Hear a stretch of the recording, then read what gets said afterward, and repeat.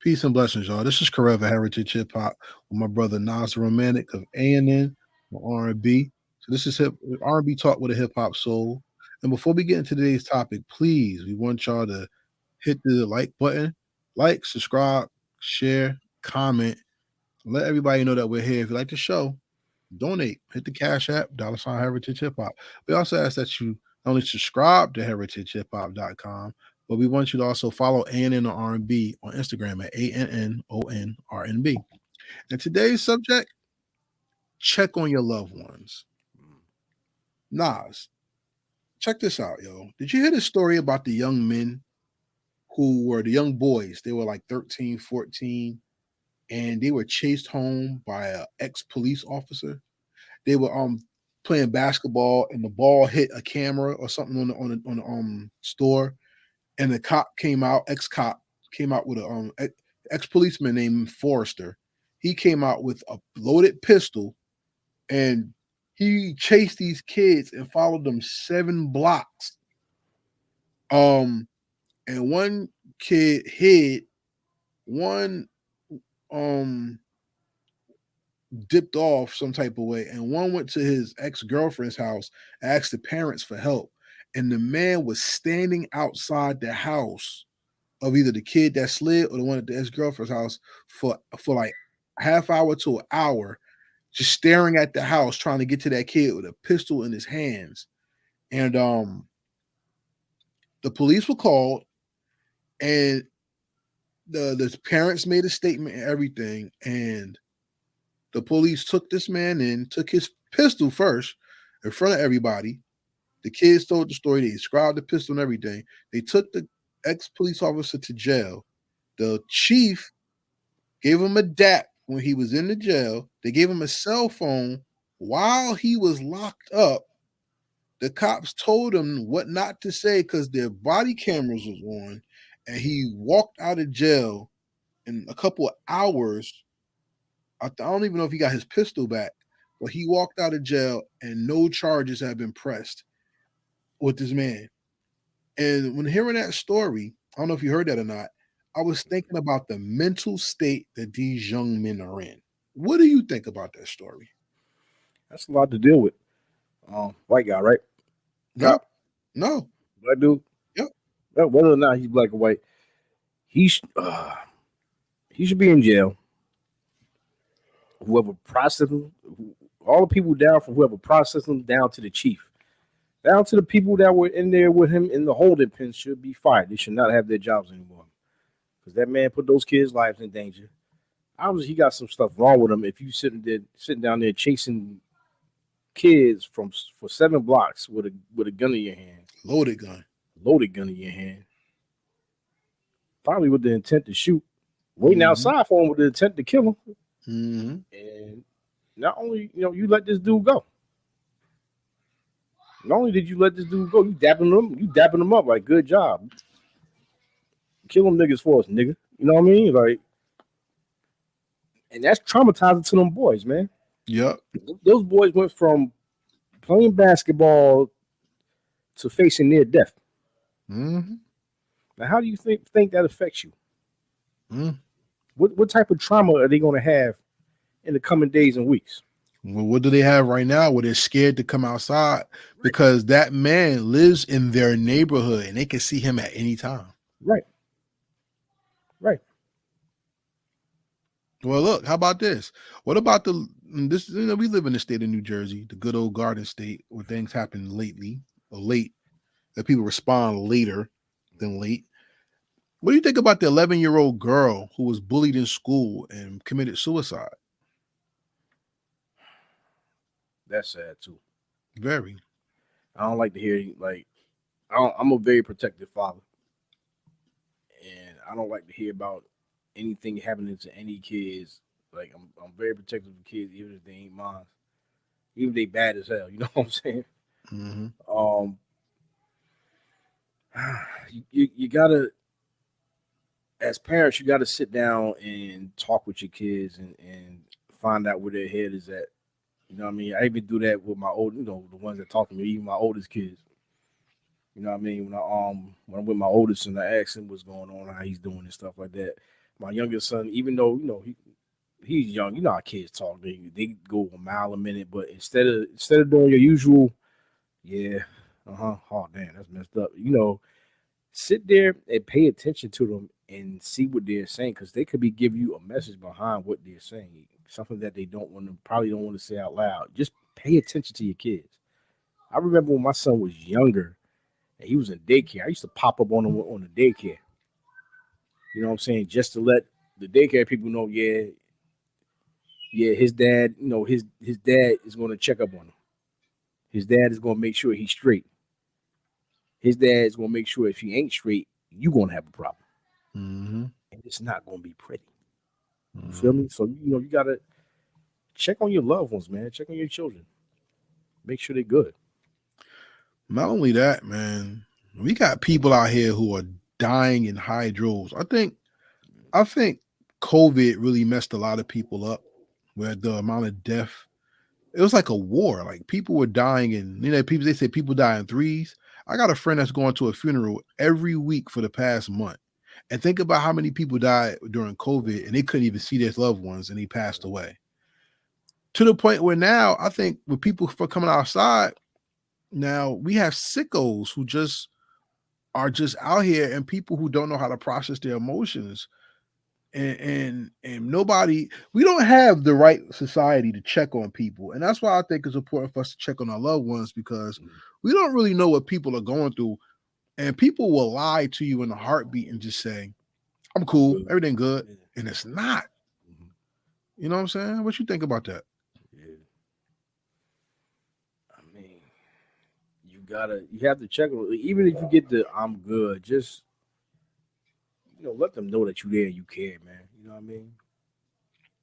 If you get the I'm good, like if you close enough, you gonna know when something's wrong. You know what I mean? If you get the I'm good, that means look, I don't want to talk about it right now. Exactly. In so many words. Even if you get that, just yo, bro, listen, you told me you good, man, but listen, anything you want to talk about, the door has always been open. It's open right now. Whenever you want to talk, I'm here. Even if I can't, even if I don't have any advice for you, man, just somebody to vent to. I'm here. Mm-hmm. You know what I mean? And make sure you vent to good people. Because I'm going to tell you the truth. Recently, not too recent, I think around when the pandemic started to break, people was asking me, like, how you doing? And I just was honest, like, look, I ain't doing too good, yo. I'm gonna tell you something. And when you say that, people are like, all right, okay. They just run away from you because they don't want to hear it. But these are the same people who always say, if you ever need something, I'm there for you. Yeah. Bible says, prove a friend. Don't think everybody's your friend. You know what I'm saying? I didn't. I use that to prove people because at the end of the day, some days I'm going through something, some days I'm not. Mhm. Sometimes one of my teachers told me, I'm like, how you doing? He said, I'm holding on with two hands. That don't mean I'm doing bad. It just means I got a grip on life and I'm going to take it by the horns. You know what I'm saying? And you have people out here that's, yo, did you ever see the video about the women who said they're going through touch starvation? No.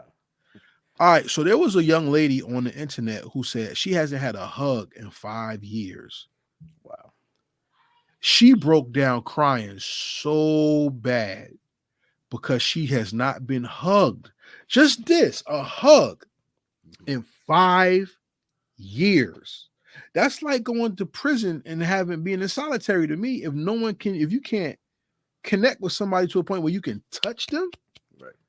that's hard. This woman broke down and said she has not had a meaningful hug in 5 years. I've seen women that are angry and a man just hug them and just hold them and they break down in tears because they have been touched.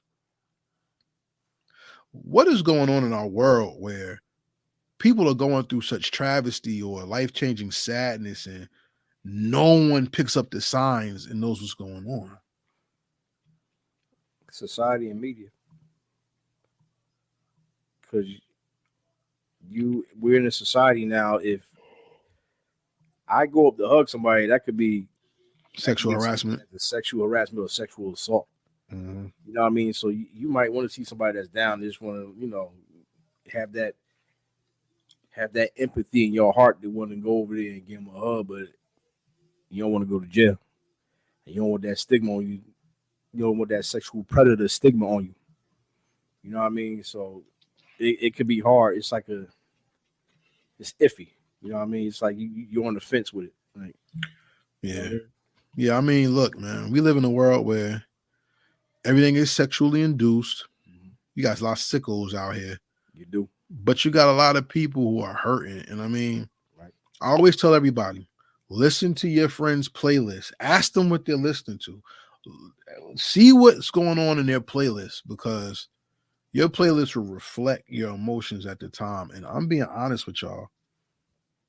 In a world where children are abandoned for disabilities or for how they look, we got people who are force fed and question their sexuality, which sometimes to me is bull, because a lot of people being force fed this stuff, it's not naturally grown up in them.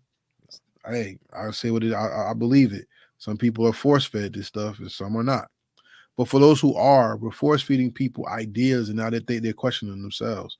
We have people who are dealing with all types of ignorance and hatred, and we're not checking for them. And now, let me ask you a question. Let me just change it this way. As a man, did you ever have a heart-to-heart with your mom about your childhood and things that hurt you or bother you, and your mom ever said, I never knew that? Why don't you tell me? Has that ever happened to you?